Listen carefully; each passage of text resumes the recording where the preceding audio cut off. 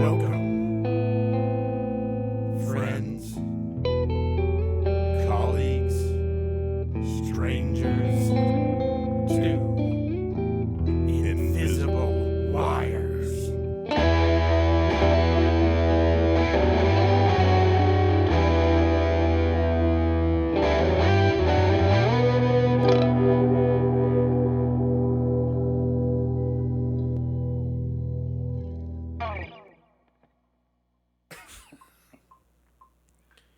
You should put this on our MySpace account.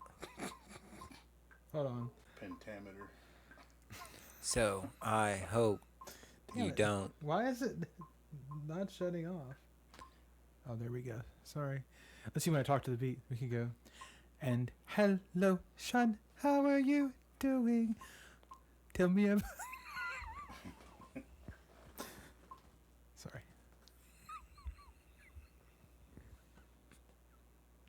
If we did a video, how would it be? We're on. Just ask your There's mom. a way to do like green screen and stuff like that, so it looked like you were doing it in front of Taj Mahal or something. Green screens. Well, actually, you don't have to do that now because it's now. You don't need a green screen. Like when I go do stuff. I like how you answer that. You don't need a green screen now because You you don't need a green screen. I don't want to get all technical It's on kind of you, like but you don't need, you don't right need now. a green screen anymore. You don't Okay, need to do you not understand? drive a car You because you need need to drive a a car green screen. because they have those things in the back that actually do it now, like on the Zoom call. Mm-hmm. All were just Yeah, Yeah, but those drops of film. quality's not the best. I've found like if I'm vaping on mine, that when the smoke goes across my face, I disappear. Like so, I'll be Oh, vaping, and I'll be like, when like I'm a vape pie. like a magic show. vampire. Like a bunch of that'd be a funny movie, like a bunch of badass vampires, but they're all vaping. Yeah. Some killer comes along, puts garlic gotta- in one of it. they gotta go to the garlic lounge flavored vape. before dusk. They're acting all badass, but it's not as cool because they're just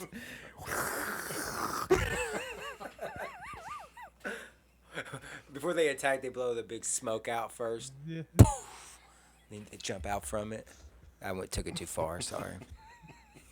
But it's like so intimidating because they can be like, like Lost Boys and Blade and what other cool vampires smoked? I don't know. Count Dracula. What's the one with the? Count Dracula? They were. Yeah. What's the one with the Yes, vampire hunters, and they end up. The chick was the hero in it. Shit. What was the one with Brad Pitt and Tom Cruise? Oh, and Kirsten Dunst when she was a Yeah. little kid. Yeah. Yeah, I can't Di- think What was that? Diary of a Vampire. of Journal. it. That's- Interview with that- the vampire. Interview. Diary of a Vampire. You're thinking of kind of like what we're. you're almost thinking of doing. Diary of a Journal. Buffy the Vampire Slayer. The Journal of the Vampire. Personal chroniclings of a vampire. Day January 5th. Dear Diary. It was a cold winter. Snow was everywhere until I bit someone's neck and blood splattered and colored the white snow. Interview of the Vampire was funny because it was like, it's like it's Tom Cruise. You know what I mean? It's Brad Pitt. It's like they're that. They look like they famous. were in a rock band. Yeah, I mean, maybe it was like now it looks weird, but now it looks kind of weird because you're like, that's just Tom Cruise being a vampire. It's just funny. I don't know. It's funny. Is Well, it you know, Brad Pitt's in that movie too, right? Yeah, Yeah. he's the other one. The other There's man, Lestat, and then there's not Lestat. Non-Lestat. I mean, if you guys knew, I would really question you if you knew Brad Pitt's vampire name. I do. What is it? Frank. Have you seen that That's show good. that's on FX? That's It's called. It's called. Frank the Tell Vampire. me that's not a good frontman band-based name. Frank the Vampire and the garlic flavored This is Frank steaks the or Vampire something. bass player. Have you seen that show? It's on FX and it's like a comedy about vampires and Yeah, what's it called? I can't think of the name of it, but The it's things that go bump in the night, or yeah, it's something along those but it's lines. like they think they're badass, but they're not. But one of them, It's he's like a documentary spoof kind of yeah, format. Yeah. But one of them, his vampire power is to bore people to death. They thought it was stupid. It's funny. Sean doesn't have FX. Do you know what FX is?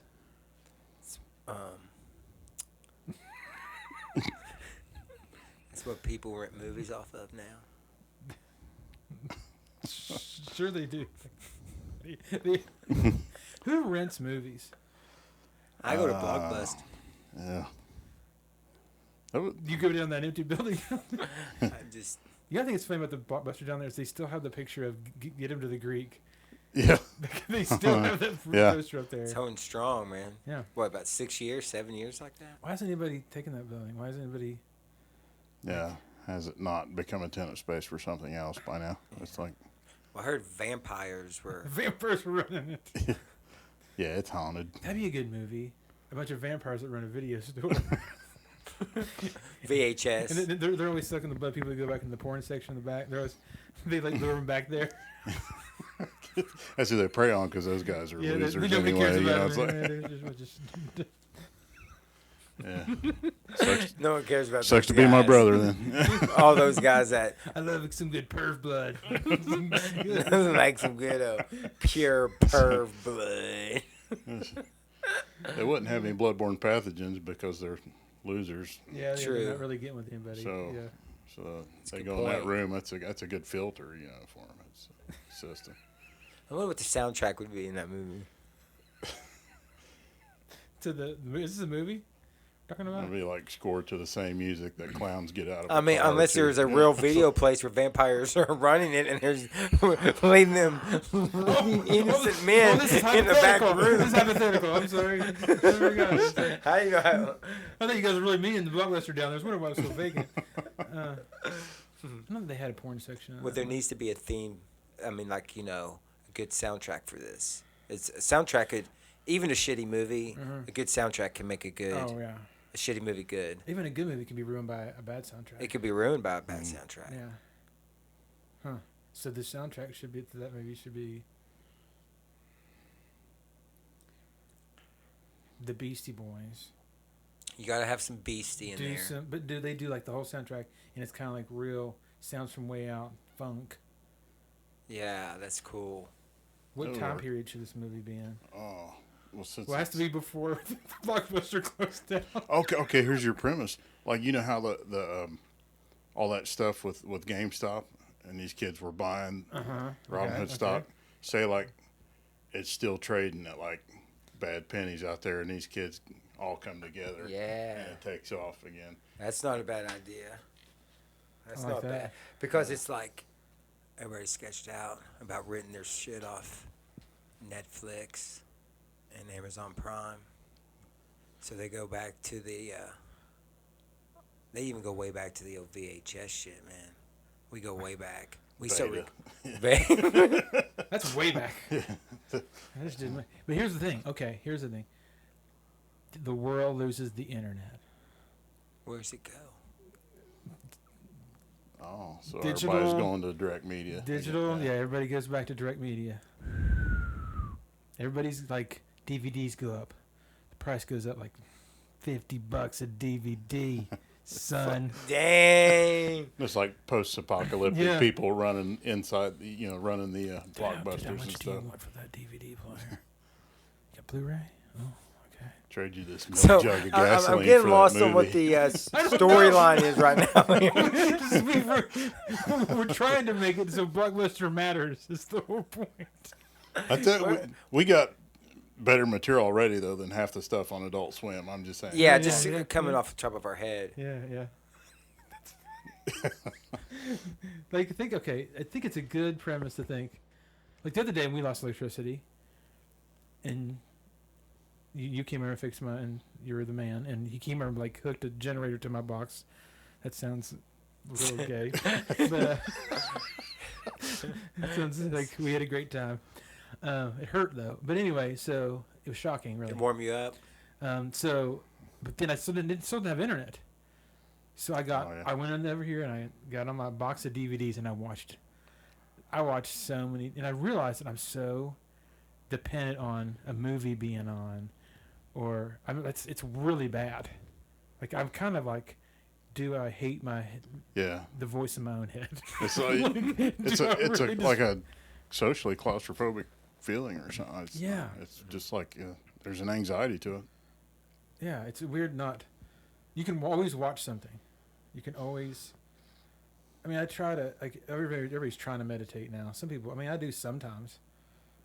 But that was weird because it was like cold and then it's fine, and then I started watching all these DVDs. I've watched a million times. I know it's weird, but think about how valuable if we didn't have the internet. Like, that'd be really CDs would be valuable. Yeah. Like, information would be valuable. Like newspaper would go. Phone books. Phone books would go. Oh, jeez. You think vinyl records were popular now? I mean, wait till they're back to being mainstream media again. But see, here's the thing: the cell phones have to go down too. Yeah. Yep. So we're talking about Russia takes a massive EMP and just blows our grid. So we all get beepers. 911 each We other. all- Put boobs on there, 8008. I mean, it would be. That would be crazy if it went back to that. Back to if it went back to 92, we'd be in some It trouble. would be some awesome times. It would be. You wouldn't. I bet there would be like a anxiety that would come off the top. Oh, yeah. Like when I went into rehab, I didn't have a cell phone for 45 days. Strangely enough, I didn't even think about it. I wasn't allowed to see it. Wasn't allowed to use it because they treat you like a child in there. So, but it was weird. It was like, I don't know. When I came out, it was like. It's funny when you look for your phone while you're watching your phone on TV, like as a TV. Yeah. Yeah. Where's my phone? Oh. Yeah. And you forget that you're Oh, dude. watching it as a TV. Yeah, that's true. Yeah, it's like going down the road with my brother. You know, we got one of those things because we use Waze, you know, the app, because it's better than anything else out there. You know, and it's like you were saying, you put your phone in that clamp, and then I start looking around my pockets like, where is it? And Larry's like, Well, it's because we use our phones for everything. Yeah. So it's like our Swiss Army knife of technology, and it's where before we were able to separate those places in our mind. You know, this is the TV room, this is the playroom, or this is this. With the phone, it's all of that. So there's been moments when I've looked for my phone in my hand. Oh. Well, I might be exaggerating, but it's to that point to where No, you you're using the utilize it flashlight on so the- much. you're Yeah, where's my phone at? I can't. to look for your phone. Where's my phone? I know. Yeah, no doubt. I've Yeah. definitely done that. For 100% sure. Oh yeah. Well, or to some variation of that for sure. It's become an extension of ourselves now. Well, fortunately for me, and I guess for the rest of, both of you all, we got introduced to it right at the beginning. We were probably 18 or 19 when it really started taking off. Now, the generation after us, and definitely the generation now, they've just been immersed in it. And so for them to separate themselves from that, technological dependency, probably a lot harder than for me, because most of my childhood and teenage years, I was out doing normal things, playing, being active, Learning to write in cursive. learning to write in cursive, Yeah. most important thing. And then, of course, now, a lot of, you talk to most children, and whether it's easier for this parent just to put a device in front of them and let that be their babysitter, or whatever the reason is, there's a high addiction level to it. So Yeah. Well, it's designed like that too, but I mean, I also think that it's good. Like, people love to say, these phones are killing us, but they said the same thing about TV, and they said the same thing about cars when cars came around. Yeah. Anything that came along. Anything that books. CBs. They used to say books Yeah. were, man, all they do is read. Like, that's all that guy does is just read, and it's doesn't live reality. But now, someone reads a book, we think, oh, they're smart. which is, like it's all escape. But I think if you use a phone, like I've learned a lot of things from my phone that are good. Like I have more information, but I think it's about like calming that side of yourself down without needing input, Well, which is hard to do when you have that. yes. It's a balance Just thing. I think if you gauge it, you would have to gauge it on what you use your cell phone for. I think if you would, from my perspective, I would say most people just don't use their cell phone predominantly for information. It's all entertainment, whether it's through their Snapchat channel, through the Instagram, through Facebook, some sort of outlet of just to be entertained, whether that's in pornography, watching movies, so which is whatever. But I feel like we live in a time when there's access to more information that anyone in history has ever had at the palm of their hand, but yet there's still as many wars as there ever been, still as much hate as there ever was.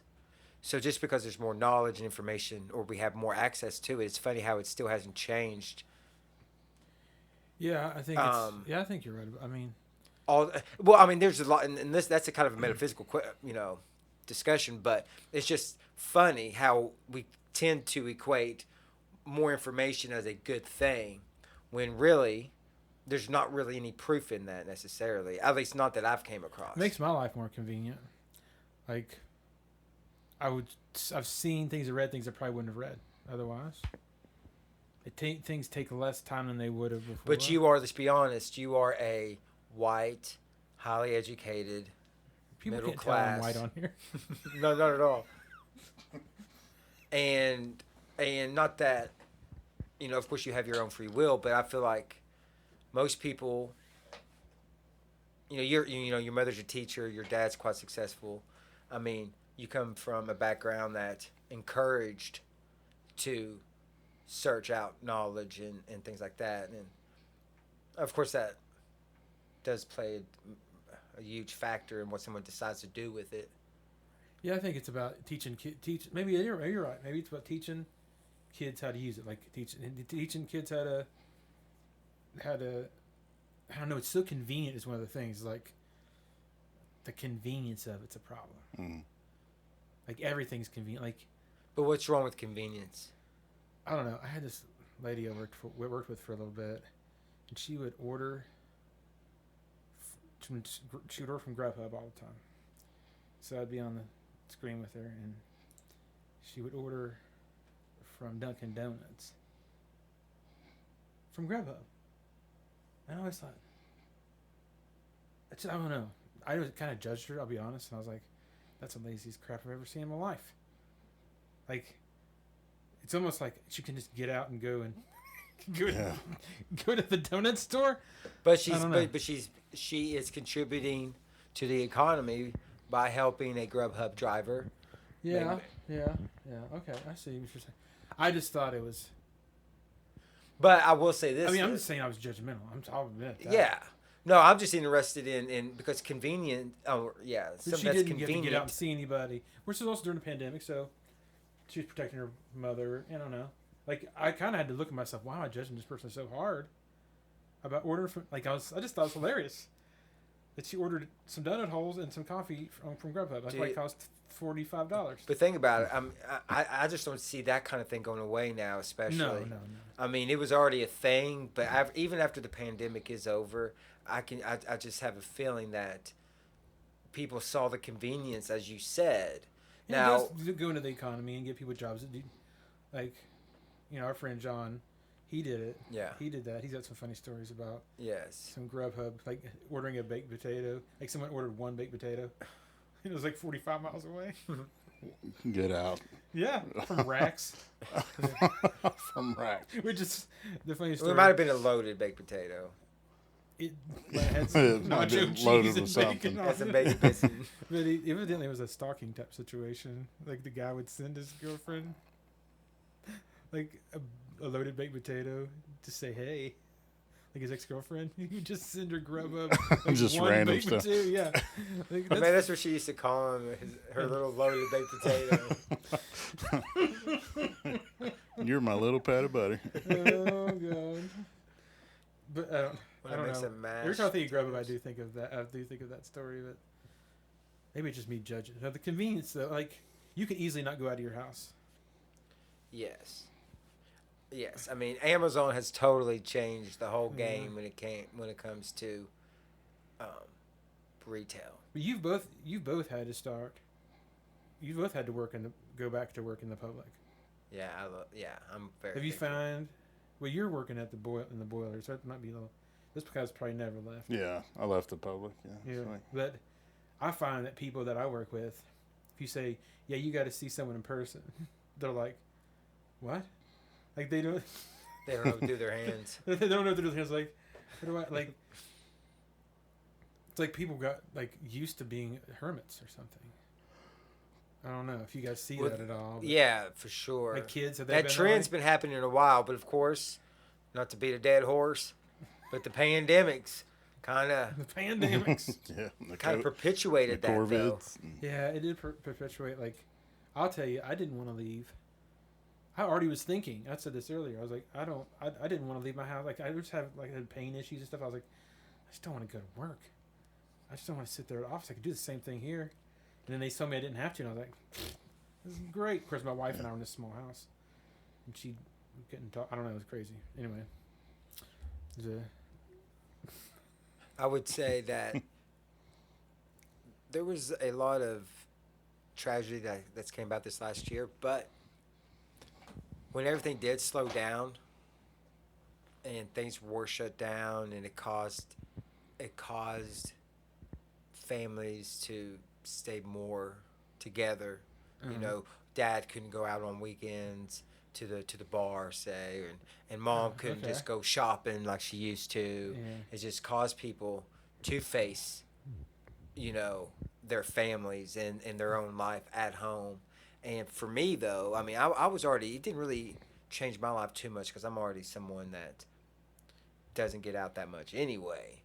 But to know that, and to see in other people, I should say, to see in other people's lives how it slowed it down, there's been a lot of benefit to that for them. I like that. I like that part. I talked to one person, and she said how there was always this feeling like she needed to go buy something. She would always go to the mall and just buy things. Interesting. But when that was kind of naturally taken away, she realized, wow, I don't need, for her, she realized, she doesn't need all that, and that she found a whole other place to be grateful in that she wouldn't have found otherwise. Because she couldn't do it. Because she couldn't do it on her own. So this Yeah. kind of forced her to Yeah. see certain things about her life and face it, as well as myself. I think there's a lot of that, because a lot of everything goes on what hits your dopamine receptors is what you're into. So like some people it's just watching TV. Yes. Some people's retail therapy, like you're talking about, Absolutely. and it you get away from enough of that stuff, you reprogram. It's just like people will trade out book reading for exercise, or we Right. could get into the long Or list of substitutes. Yeah, alcohol for exercise, or I mean, I found myself as I'm straight up an addict, and I found that I would go from one thing to another, and then I had to realize, oh, I'm just destructive. That's just how I am. So do you find that some stuff was almost like seasonal? Like it was like yeah, some stuff you would do more just depend on I don't know if it's a well, vitamin winter, D thing or what. I'll tell you, the first winter I couldn't drink was rough. Like everything would remind me of drinking. Everything would remind me of cold weather. Ooh, it'd be good to have a nice drink. Or Yeah. or it's a nice summer day, Mhm. or anything Right. like Christmas.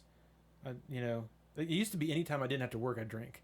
So any holiday was, but near the end of my drinking, it was more of like a sporadic. I would wait to when I wouldn't even really drink until I could totally scot free and I can get away with it but I would just binge. So it wasn't like I was doing it every day. So it was more weed smoking like all the time. You know, I was also addicted to kratom, which is like a gas station opiate. Like you can buy it shell right now. Like I would drink it by 5 at a time, like $5 each. I'd spend $25. Like it's crazy. I was crazy, you know.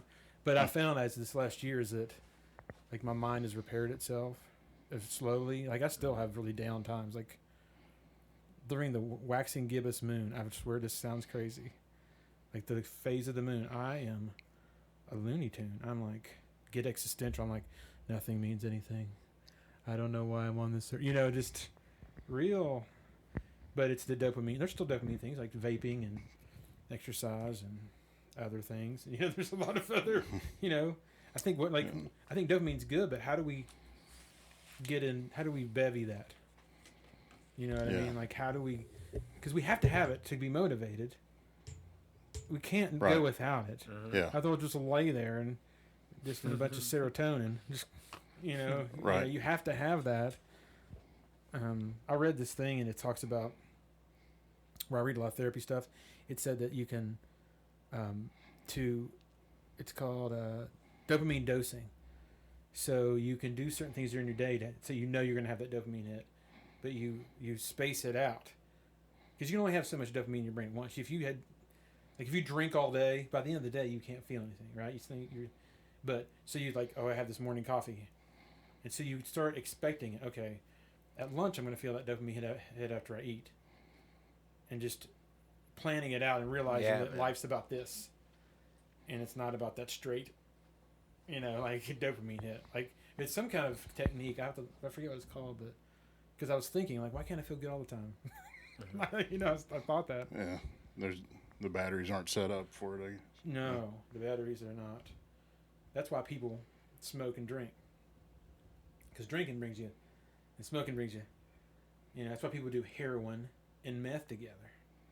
They'll do heroin, and then you get real low, and then they'll do meth, and then I need to come back down, or they'll do cocaine and alcohol go together. Because it's like they want to get normal, but they got to use two different. Like, it's like the comedians, like what was it, Hannibal Buress? Like his thing was weed and Adderall together because you had that a little bit of creative flavor with the weed, but he had the focus of pie-eyed drive with the Adderall to get his creative thoughts down. Yeah. It's strange how a lot of creative people have used substances. Many not successful. I mean, what's success? Right. I mean.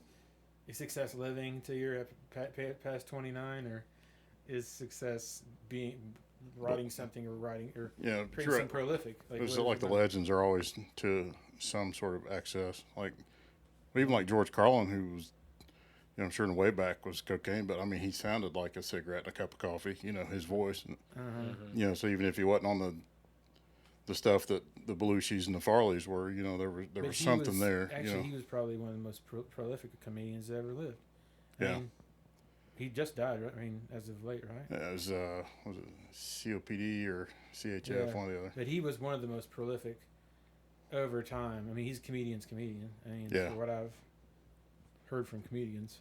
But like if you look at his early stuff, like when he was like first doing retainers out in Vegas and stuff like that, he was a suit and tie guy.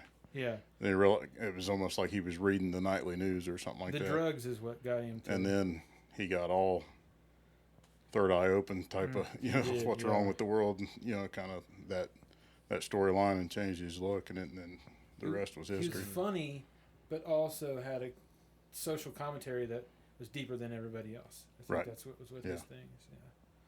He was good, man. I love George Carlin. But he kind of made me feel negative sometimes. You hear this?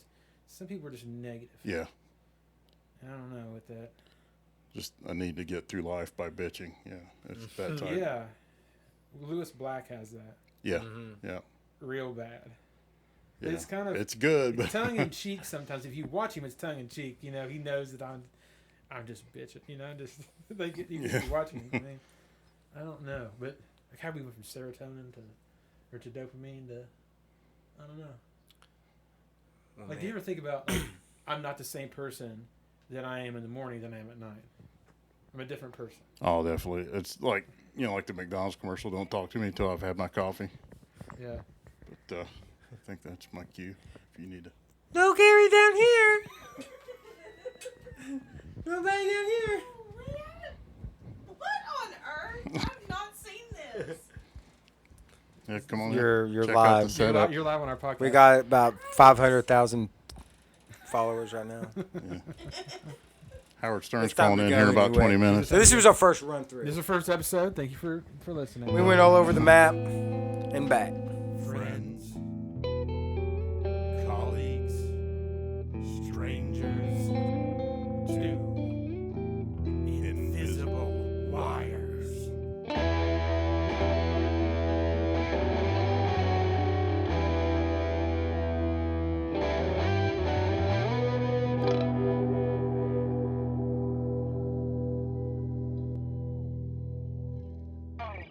Thank you, everybody, for listening today. This is our pilot podcast of Invisible Wires. You can reach us at invisiblewirespodcast@gmail.com and on Instagram at invisible_wires. And remember, it's your choice, love or no love.